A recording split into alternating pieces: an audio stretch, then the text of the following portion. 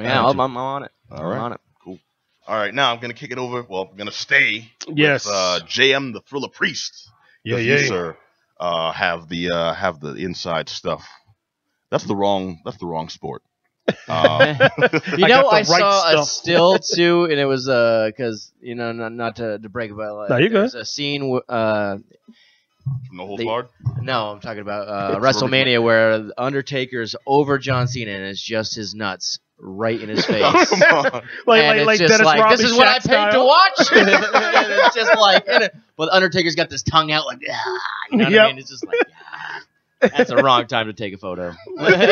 So like when Dennis Rodman dunked on his head. Yeah, Nuts hanging on his face. No, one of really plopping him there. One of my favorite clips from it's an old Dream Team clip from when Vince Carter jumped over a guy Over the 7'2" Oh, Russian yeah. guy. 7'2", Yeah, and man. it's just like he goes up, and it's not just like he jumped over him. He goes up and grabs his head Yes, he did. as he's passing over, and just for one split second, this dude's head is right in his lap. Just how this face those American nuts. Goosh. You think they just kicked him off the team after that? And that was posterized everywhere. That guy was pissed. As soon as that was done, he got mad at Bush Vince Carter because he knew in the United States his face is going to be in Vince Carter's nuts on the walls Forever. of many freaking Forever. kids. Forever.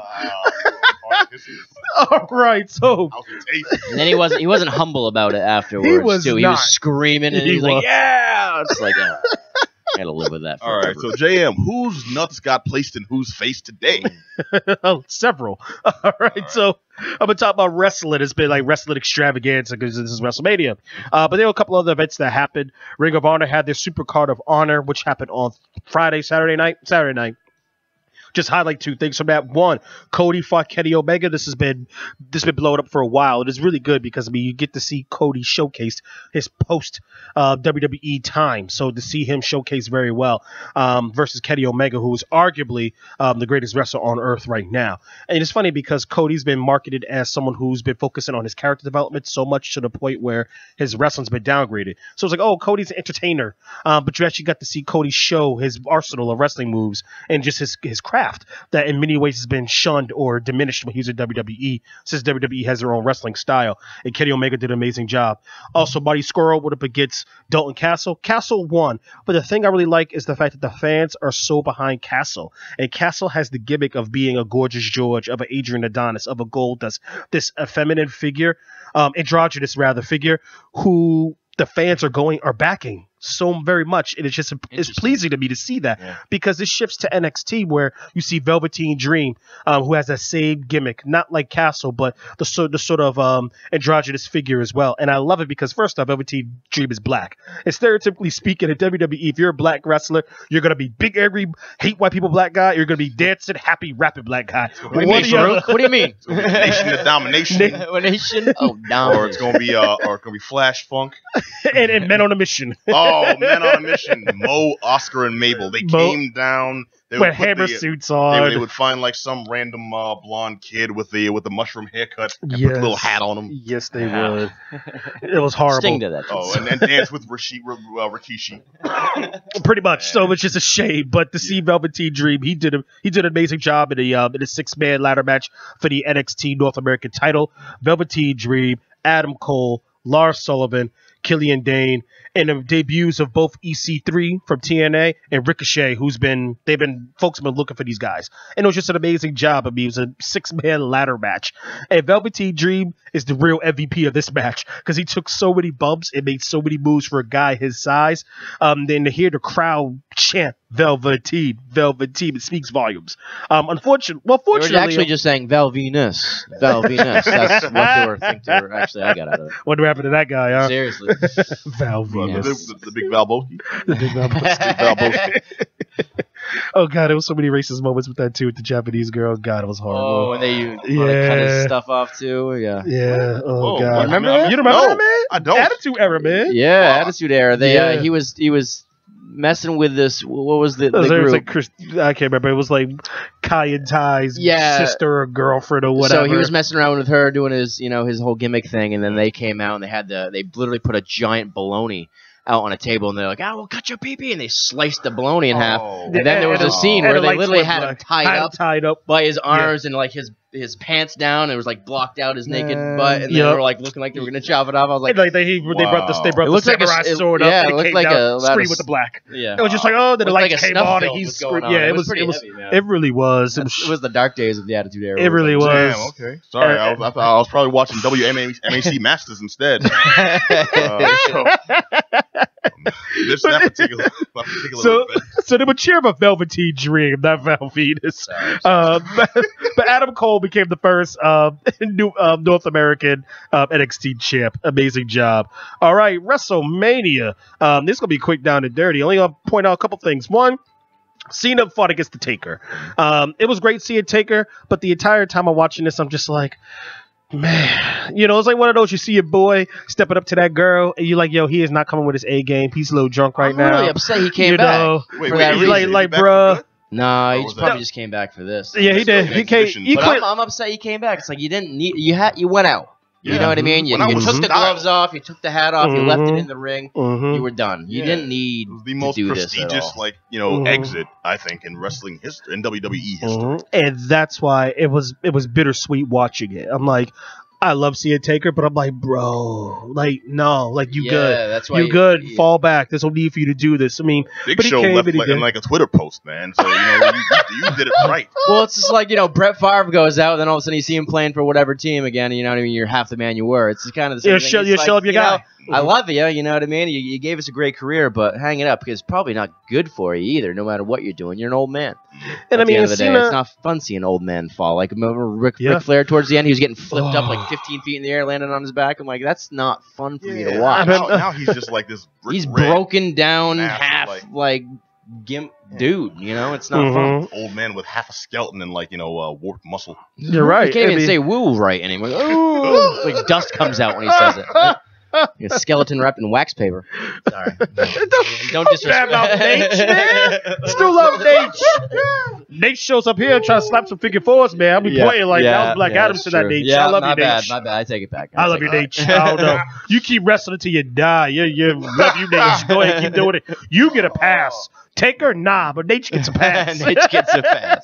Nate gets a pass. But anyway, so Taker went in there and probably put in a good 5 minutes beating up Cena. It's just one of those. Props to Cena because it's like he's putting guys over. Come on, Cena put over Taker. Just like it's kind of bad when you got Cena putting over Taker. You know what I mean? Hey, look, Cena's got clock blockers money. He doesn't need this. That's what I'm saying. He don't. But it's like also your career doesn't need that either. You know what I mean? You lost to Taker. He was dead. The dead man was actually dead this time. He was on his way out the door. So I guess he's just like, hey, I'll do this solid for Taker, and we all know this is gonna be a good payday for all of us. I'm not gonna talk about the rest of the matches. Just want to highlight, of course, what's all over the internet. Ronda Rousey making her debut. Her Angle against Triple H and Stephanie McMahon. It's what you thought. Yeah, honestly, Ronda Rousey dipped her nuts in the. No, okay.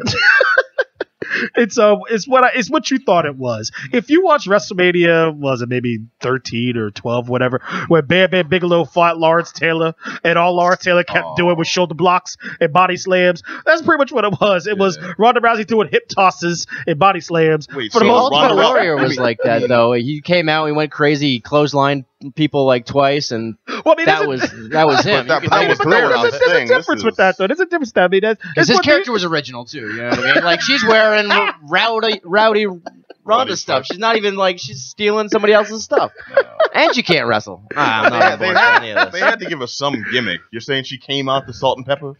No, she came with the Joe Jets when she came out to Joe. Oh, of course she did. It's been Joe Jet the entire time. But in any event, you could see that the real MVP of this match was Triple H, because Triple H told the story. You could tell Triple H was calling all the moves. Kurt Angle was slow as hell because he's old, and it was just kind of brutal watching him. It's like, to be fair, Kurt, that brother's skeleton that seems to be the theme. It's like, bro, you old. Stop, fam, stop. It's like he does his move where he does 3 in succession, belly to back suplexes. Boom, rolls, boom, rolls, boom, rolls. Chris right? Benoit used to do that. Chris Benoit used to do the exact same thing, but it's one of those is not that crisp. He does boom, and it's like, he's rolling, trying to My get it core out. strength ain't what it Just used like, to be. oh my god, stop.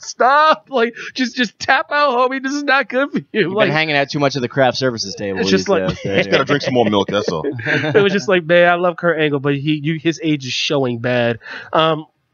There was one point where, of course, they're going to have Ronda Rousey square up against Triple H because, you know, they're really trying to put her over as this extreme badass and called her the baddest woman on the planet. And I'm like, She got no, beat. you were not the baddest woman on the planet. At some point, she starts punching on Triple H, and she gets him in the corner, and she's stealing him, and she got them hands. I'm sitting here like, them hands were not there when Holly Holm was fighting you. Them hands were not there when you fought Amanda Nunes, but you got hands now? Like, what?